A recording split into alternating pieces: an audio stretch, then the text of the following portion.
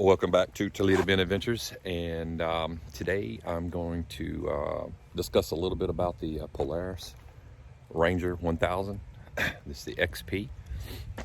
This is my little work mule here. Right now she's filthy. I'm fixing to do my first service oil change on it since my break-in period, and give you a little rundown on the oil change and everything. Real quick though, there is a difference in the Ranger 1000 and the Ranger 1000 XP. This one has 82 horsepower and the Ranger 1000 has 61 horsepower. Also, tow capacity is 2,500 pound tow capacity. So you can pull a little small trailer with some equipment, especially when you're going into the woods and you're working on your lease or whatever, working around your yard. Also, you can carry 1,000 pounds in the box back here. So it's pretty sweet. Another difference is the double overhead cam, and there's also 13 inches of clearance on this vehicle. So as you can see, mine's filthy, and been working on the lease and hunting and everything, and give it a little bird bath when I get back from the lease, and then probably once a week, once every couple weeks, I'll give it a good washing, especially when we have a long string of pretty days. I like to do that. I have 4,500 pound winch up front. I have not needed it, thank goodness. I do have this XK glow light here. This right here will shine pretty bright, but it also has another feature on it. Let me see if I can get that turned on for you. So there is the bright light. It's outstanding. Gives me plenty of extra light when I'm out in dark. But another feature, if you hit the button on it gently, not compressed all the way, it changes it to a green light. So we call it hog light. If you're out on your trails, you don't want to put out a lot of bright light, you're coming in the morning or something to your lease, that's exactly what that's for. You turn it on, shines a nice green light. It's supposed to be not visible to animals, and it gives you plenty of light to light up your trail, so you can get in there and stay somewhat stealthy. I did add some rear cargo lights back here. I have the double platform, so I can actually add another set if I want to. Honestly, that's enough right there. It just gives you a little light back here, especially if you're backing up in the dark. Also, light for the bed of your vehicle.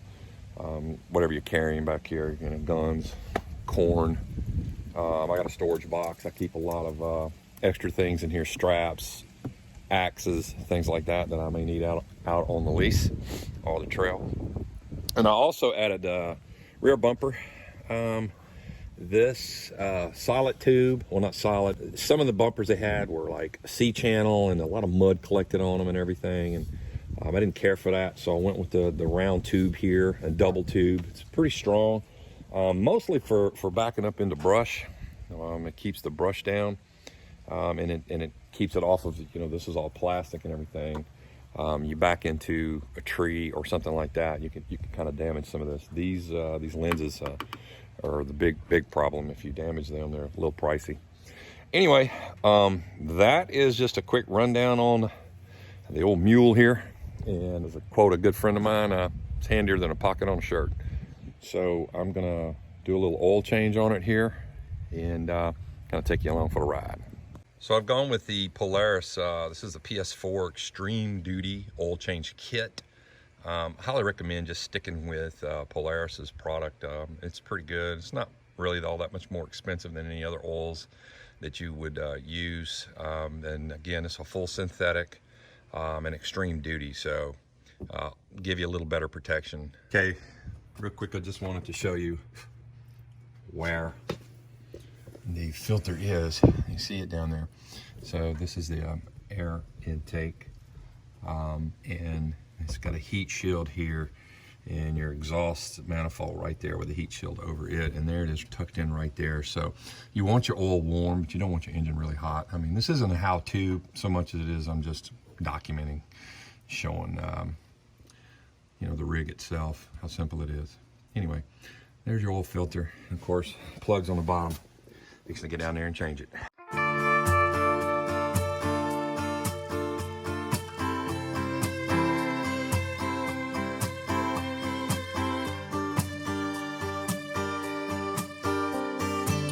All right, got the new filter in place down there. Kind of see it there a little bit. Anyway, new filters in place. Not the easiest to access. And then underneath here is, and there it is right there. It's an 8mm Allen wrench, and it has a little rubber O-ring gasket for it. Once those are back in place securely, then it's time to add the oil.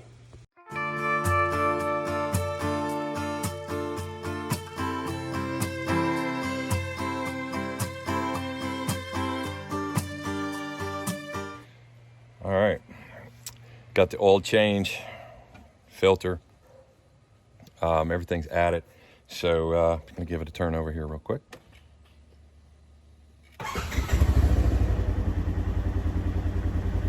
Like a kitten. Turn you guys around, show you the dash. I don't know if you can see it, got a little glare. It's really pretty day to day. Anyway, I've already reset my service deal, so it's set for 25 hours. 25 hours is due for another servicing. And at that point, I'm going to change the air filter for it, run through. There's a very few grease fittings anymore on these. There used to be a ton on the older models. 2021, they don't have those. But anyway, so in order to do it right there for today. Again, this wasn't just a tutorial or anything. This was more of a just a, hey man, this is my side-by-side, and you know, maintain it. This thing will last forever. It's like a pack mule. It's one of the best machines anybody can have. It's a good utility vehicle. Working around your farm, your yard, your hunting lease or whatever. So anyway, hope you enjoyed this. I will put some information down at the bottom about the oil that I used from Polaris, as well as it's an 8mm Allen wrench that goes into your drain plug down there. Okay, here was something I wanted to add to the video here. Just real quick, see if it'll focus. There we go. I wanted to show this real quick. This is your 4-wheel drive, 2-wheel drive, and single drive. It used to be turf mode. We call it peg legging when we're out on the trail. We like to try to make as many obstacles as we can in 1-wheel drive. Sometimes you need the 2. Very seldom do we need 4-wheel drive, but this is your switch for that. Here's where you have in your, I guess, delivery for your horsepower, essentially. Work, it kind of lowers your torque for you for pulling things, hauling some heavy weight. It's your standard, just kind of milling about. And then your performance right here, it gives you all that it's got. Get you off the line pretty quick. She's really fast. Pretty much a little more than we really need, but I love it. It's always there when you need it.